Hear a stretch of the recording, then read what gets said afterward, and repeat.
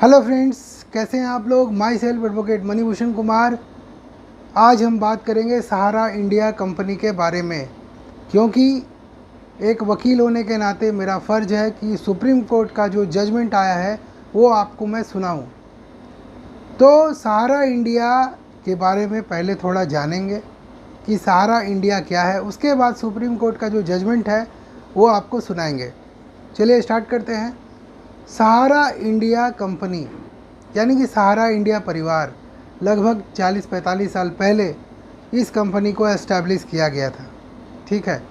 और इसको एस्टैब्लिश करने वाले जो थे वो श्री सुब्रतो राय थे। अररिया ज़िला जो बिहार का है वहाँ से ये अपना सफ़र शुरू करते हैं और गोरखपुर और लखनऊ में जाकर के इनका सफ़र जो है वो थोड़ा जोर पकड़ता है। ये एक नॉन बैंकिंग कंपनी का स्थापना करते हैं। इस कंपनी में क्या होता था, इस कंपनी में होता था कि अगर आपके पास 20 रुपये भी हैं तो पर डे के हिसाब से आप 20 रुपये जमा करिए और आपको कहीं जाने का ज़रूरत नहीं था। एजेंट जो है खुद आपके पास आते थे, 20 रुपया डेली का लेके जाते थे और आपके पासबुक में एंट्री करा के लाके आपको दे देते थे, आपको बिल पकड़ा देते थे। इस तरह से 20 रुपया पर डे जमा करने पर लगभग 600 रुपये महीना का हो जाता था। सब्जी वाला हो, ठेला वाला हो, रिक्शा वाला हो, बहुत सारे लोग सहारा इंडिया परिवार में अपना पैसा लगाए हैं। अब सहारा इंडिया परिवार इस पैसे का क्या करती है? इस पैसे को सहारा इंडिया परिवार रियल एस्टेट पर लगाती है। इस पैसे को सहारा इंडिया परिवार जो है वो हवाई जहाज़ का सेवा देती है और बहुत सारी चीज़ें हैं उसमें ये इन्वेस्टमेंट करती हैं ताकि पब्लिक को प्रॉफिट के साथ पैसा लौटाया जा सके। बहुत सारे लोगों का पैसा डबल भी हुआ है भैया। अगर किसी ने 1 लाख रुपया लगाया तो लगभग 6 साल कुछ महीनों के अंदर उसका 2 लाख हो गया है, पैसा लौटाया गया है। लेकिन बहुत सारा पैसा जो है वो लौटाया नहीं गया है। 2009 में श्री सुब्रतो राय ने यह डिसाइड किया कि मुझे इनिशियल पब्लिक ऑफ़र लाना है, यानी कि आईपीओ लाना है। हर कंपनी को चाहिए पैसा। पैसा आएगा कहाँ से? पैसा लाने का सबसे बड़ा साधन है फिक्स्ड डिपॉजिट। आप ले सकते हैं अगर आप नॉन बैंकिंग कंपनी है तब फिक्स्ड डिपॉजिट से पैसा लाइए, लेकिन वो पैसा तो आपको देना पड़ेगा भाई, क्योंकि जिसका पैसा लिए उसको इंटरेस्ट के साथ तो देना पड़ेगा। तो हम लोगों के लिए फ़िक्स्ड डिपॉजिट क्या है? इनकम है, एसेट्स है। लेकिन बैंक के लिए वो क्या है? लायबिलिटी है, क्योंकि बैंक को इंटरेस्ट के साथ उसको पेमेंट करना है, ठीक है। उसी तरह से अगर पब्लिक डिपॉजिट से कुछ पैसा लेता है तो उसको इंटरेस्ट के साथ तो पेमेंट करना पड़ेगा, वो एक लायबिलिटी है। इनको चाहिए था, लायबिलिटी नहीं चाहिए था। ये शेयर बेच करके पैसा लाना चाहते थे 2009 में। लेकिन सभी कंपनी के ऊपर बाज जैसी दृष्टि एक सरकारी संस्था रखती है जिसका नाम है security exchange board of India. इसको बनाया ही इसीलिए गया है कि आप सभी कंपनियां जो लिस्टेड कंपनी है उस पर नज़र रखेंगे और ये देखेंगे कि उसका एसेट्स कितना है, लायबिलिटी कितना है, क्या वो पब्लिक को शेयर बेच सकती है कि नहीं बेच सकती है। ये काम security exchange board of India का है। तो 2009 में जैसे ही इन्होंने आईपीओ के लिए आवेदन दिया, उसके बाद security exchange board of India ने ये पाया कि इनका जो एसेट्स है और लायबिलिटी है उसमें ज़्यादा का डिफरेंस नहीं है। लगभग 10,000 करोड़ का डिफरेंस था बस लायबिलिटी और एसेट्स में।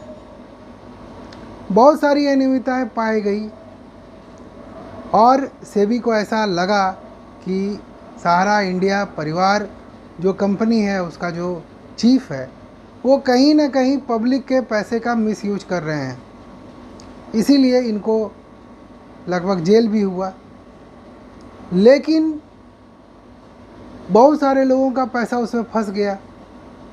लेकिन यहाँ पर क्या हुआ कि एक आदमी ने एक PIL सुप्रीम कोर्ट में डाला, जिसको हिंदी में कहते हैं जनहित याचिका। जनहित याचिका डालने वाले आदमी का नाम था पिनाक पानी मोहंती। पिनाक पानी मोहंती ने एक जनहित याचिका सुप्रीम कोर्ट में डाला और सुप्रीम कोर्ट का आदेश ये आया कि 5,000 करोड़ रुपया 5,000 करोड़ रुपया पब्लिक को लौटाया जाएगा।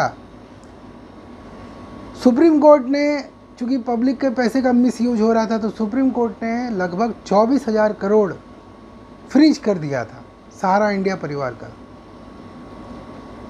क्योंकि मिसयूज हो रहा था उसका पैसे का गलत उपयोग किया जा रहा था।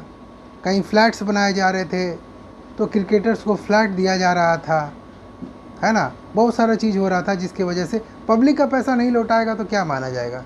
पब्लिक का पैसा अगर नहीं लौटाएगा तो यही माना जाएगा कि पैसा का मिसयूज हो रहा है। तो यहाँ पर लगभग 29 मार्च 2023 को सुप्रीम कोर्ट का एक जजमेंट आया। मैं आपको स्क्रीन पे दे देता हूँ, देख लीजिए। उसमें ये कहा गया कि 5,000 करोड़ रुपए लौटाए जाएंगे। तो ये पिटीशन लगाने वाला कौन आदमी था? ये पिटीशन लगाने वाले थे गृह मंत्री यानी कि अमित शाह ने ये पिटीशन लगवाया सरकार की तरफ से कि 24,000 करोड़ रुपया जो लगभग जमा है, फ्रीज किया गया पैसा है, उसमें से 5,000 करोड़ जो है ना उसको लौटा दिया जाए। ठीक है, पब्लिक को लौटा दिया जाए। तो ये 5,000 करोड़ रुपया जो है वो सेंट्रल गवर्नमेंट पिटीशन लगाया, उसके बाद ही ये ऑर्डर में आया सुप्रीम कोर्ट का कि कोऑपरेटिव सोसाइटी के सेंट्रल रजिस्ट्रार के पास ये पैसा भेजा जाएगा। यानी कि आपको अगर पैसा लेना है तो आपको कहाँ अप्लाई करना है? आपको अप्लाई करना है कोऑपरेटिव सोसाइटी के सेंट्रल रजिस्ट्रार के पास। मैं नोट कर लिया हूँ और नोट करके आपको समझा रहा हूँ।